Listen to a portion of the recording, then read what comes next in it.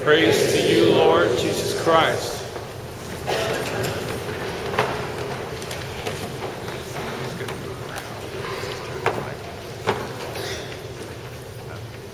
So Father told me at the beginning of Mass that I have to do his traditional welcome speech. And my mom echoed that sentiment. So we would like to take this opportunity to welcome any visitors who are here gathering with us today and worshiping with us as a St. Charles community. If you are a visitor and would like to raise your hand or stand up that we may greet you, we ask you to please do so. Any visitors on my right? Okay. Any visitors here? Welcome. Visitors here.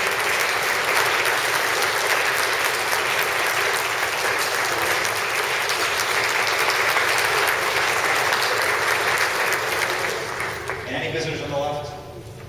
I didn't think so. First of all, I just want to start by saying how grateful I am to this, my family, for all of the love and support you've given me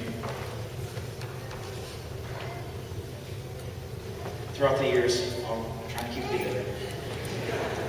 This journey has taken 11 years to where I am today, and I could not have done it without each of you by my side. So thank you for the love and support that you've given me. There will be a time after Mass for me to give some specific thank yous to individuals. But I do just want to say thank you to my parish family for all that you've done for me over the years. So I have a question that I would like to pose to everyone. And it's more of a reflection question that maybe could be used as a source of prayer over the next few days. The question is this: when was the first time that you experienced a look of mercy? When was the first time you experienced a look of mercy? I didn't tell my mother I was sharing this story, so she's probably going to be crying, so I'm not going to look at her. I remember when I was younger, I was staying one weekend with my grandma and grandpa Dennis. And at some point during the weekend, I was trying to watch TV in my grandparents' bedroom. And I was laying on the bed and kind of had the remote in my hand. And the remote fell onto the ground. And you know when things fall, sometimes the batteries pop out. So I was like 6 or 7, didn't understand the negative and positive sides of batteries. So I tried to stick them back in and it wasn't working. So I got scared and kind of put the batteries in best I could, closed the remote control and threw it on the dresser, turned off the TV and ran out of the room. Ran into the backyard and started playing in the dirt.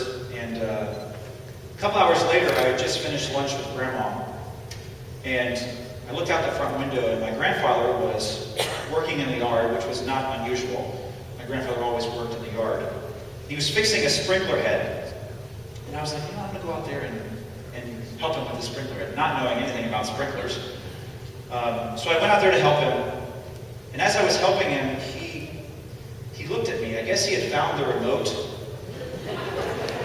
and realized that it wasn't working because the TV wouldn't come on. And so he started asking me about this remote. He was like, were you in my room earlier? And I said, yes, I was. I thought I was in the biggest trouble.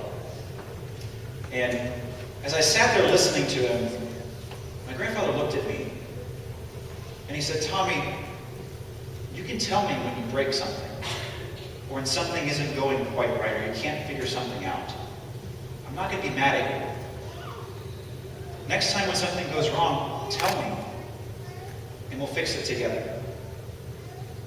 The look my grandfather gave me left such an impact on me that I still remember it to this very day.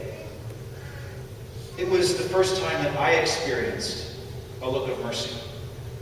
And it's that same look of mercy that the woman in today's gospel experienced from Jesus. Imagine how this woman must have felt. She'd been caught in the very act of adultery, a crime which in those days was punishable by stoning to death.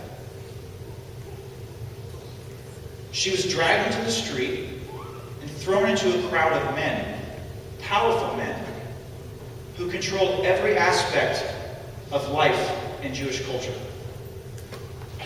The shame, the guilt, the fear this woman must have felt. And those are the same emotions and feelings that we experience in our own lives when we sin or when we don't follow God's plan in its fullest way. Y'all, sin's messy. And it divorces us from the Father. Oftentimes we feel that shame, that guilt, that fear. No matter how big or small the sin might be. When we say things like, I should have known better. I knew I couldn't do this on my own. Why even try? Or I'm such a screw-up. There's no way that God could ever love me. Whose voice do you think that is? Because it's certainly not God's. In fact, it's the voice of the evil one trying to turn us even further away from God. Instead, how does God respond to us in the midst of our sin? Today's gospel gives us a pretty clear indication of what that mercy looks like. It gives us a model of the look of mercy that we're called to give others. The story of the adulterous woman shows us how Jesus comes closest to us in the midst of our sin, even when that sin seems so immense that we can never be forgiven for it. Our faith teaches us that God loved us so much that he sent his Son into the world to suffer and die for us.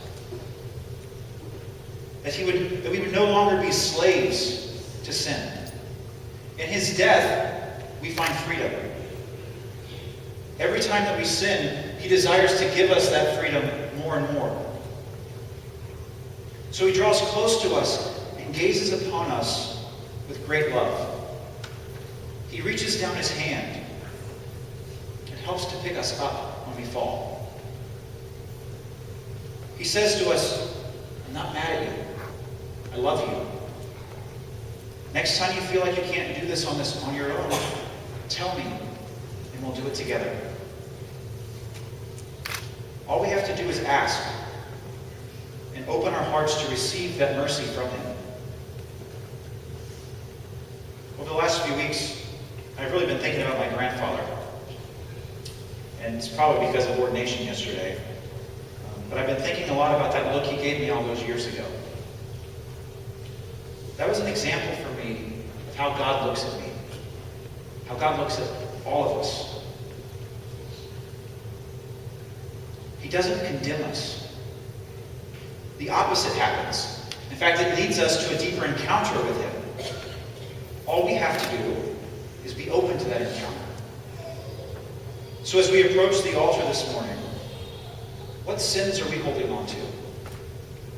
What sin is preventing us from experiencing the fullness of God's love for us?